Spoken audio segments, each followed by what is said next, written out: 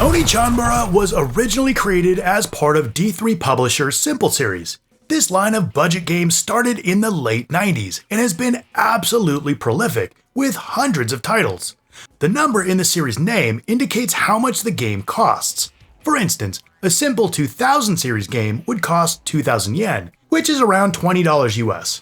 As the name implies, these started as very simple interpretations of generic themes, like tennis, racing, and mahjong. Kinda reminds me of the early days of the Atari 2600. Do you like baseball or baseball? Over time, the Simple series branched out into larger genres, like shooters, RPGs, and even original and more experimental concepts. These low-budget projects gave the developers freedom to try out ideas that would be too risky with higher budgets, opening the door to a lot of crap, yes, but also a lot of creativity. Games like Demolition Girl, The Maid Clothes and Machine Gun, Earth Defense Force, and Onechanbara likely wouldn't have been created outside of this series, or at least wouldn't have had the reach they did. These games caught fire, becoming popular both inside and outside of Japan, with Earth Defense Force and Onechanbara spinning off into their own franchises. The first two Onechanbara games released on the PS2 in 2004 and 2005, titled Simple Series 2000 Volume 61, The Onechanbara, and Simple Series 2000 Volume 90, The Onechanbara 2. Just rolls off the tongue, doesn't it? Now in Europe, these first two titles were Zombie Zone and Zombie Hunters 1 and 2. Tamsoft, known for games such as Senran Kagura and Hyperdimension Neptunia, developed the games, and with their pedigree, this type of fan service heavy action game is right in their wheelhouse. 私の名前はアヤ。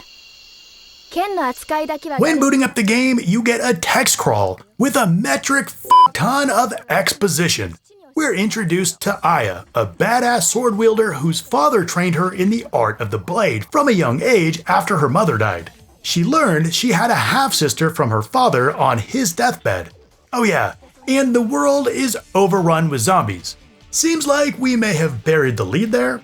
I don't know. I think the next time you open with the zombie apocalypse, though Aya seems to think zombies and her long-lost sister are equally shocking. But now, Aya's on a quest for vengeance. Somehow, there was both too much and too little in that text scroll. But I think it's best you just roll with it. What is important is you play as Aya, a sexy babe dressed in what would become the iconic bikini and cowboy hat, carving up hordes of the Walking Dead with her bloodthirsty katana, laying the building blocks for the series, establishing the baneful bloodline lore, the hack-and-slash combat, and of course, the fan service. It's easy to see the appeal. Hot Warrior? Check. Hordes of the Undead? Check. Bloody combat? Check. And physics? Check, check, check.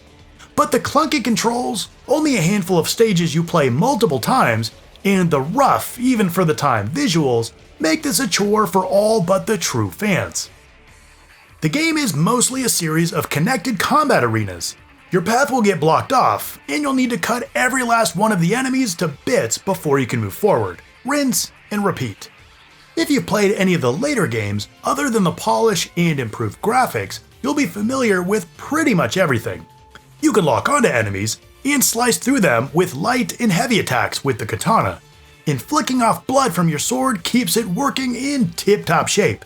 The controls feel pretty stiff, which was common for the PS2. The shambling zombie horde doesn't pose much of a threat. Over time, more variants are introduced, like ones with weapons, zombie dogs, and big brutes thirsting for your face. They're mostly brainless, and with the PS2's limited power, we don't have hundreds swarming you at once. What we do have is satisfying dismemberment and gallons of blood.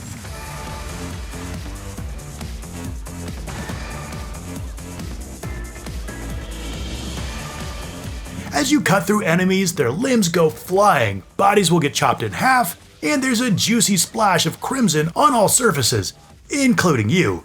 Headless zombies will continue to pursue you until you finally kill them, and it's those little glimmers that make this so much fun.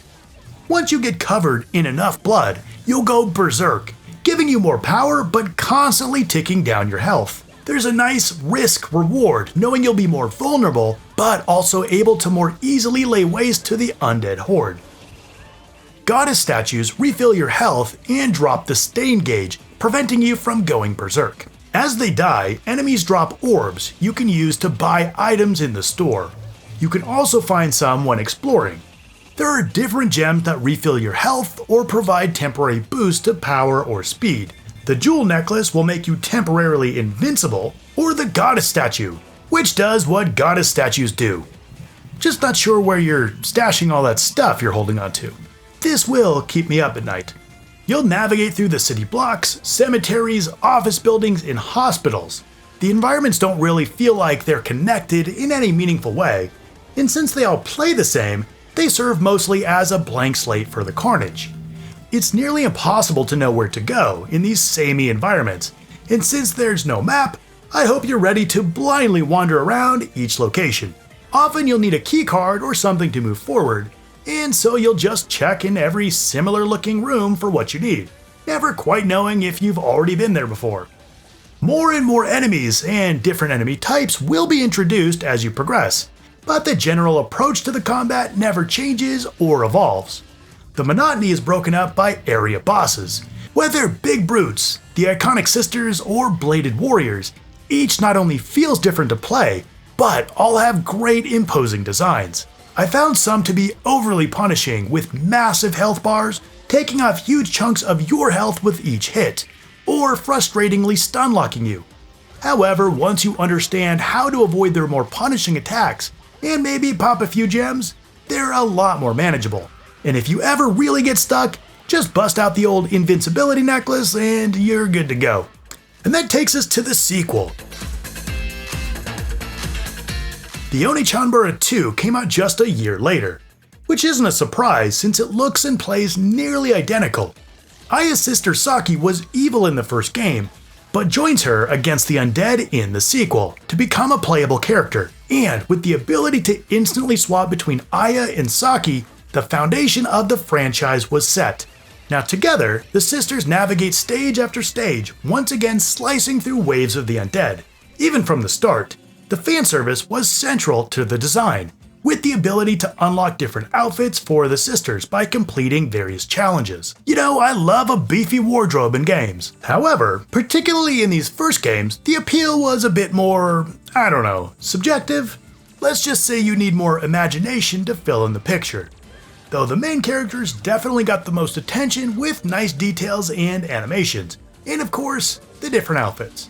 The rest of the visual packages, well, let's just say, didn't get as much love as our heroes. The poppin' is amongst the worst you'll ever see, and the color scheme is 50 Shades of Brown. These were not pretty games. But that should be no surprise considering these were budget titles, meant to be a simple but fun concept, created with a shoestring budget. And while the visuals and some of the execution weren't there, the overall concept was. Onechanbara 1 and 2 laid the foundation for the series. The characters, the gameplay, the overall structure and environments have been replicated again and again for the next couple of decades. But why mess with perfection? You can go through both games in an afternoon. These are short, like easily 4 to 5 hours each. And since this is the time before trophies or much else to do beyond the endless horde survival mode, there ain't a lot of replayability.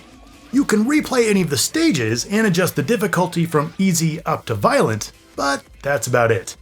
So, do I recommend you race out and pick these up right now? Probably not. But I actually really love diving into the originals. I've played all of the more recent games before, and while there were tons of rough edges here, I loved getting these little nostalgia hits, seeing where it all started. Okay, what are your thoughts about Onechanbara, or the Simple series? If you liked the video, hit like and of course subscribe, and if you want another game that you haven't played, check out my video right here. I want to thank you so much for watching, and I'll see you next time.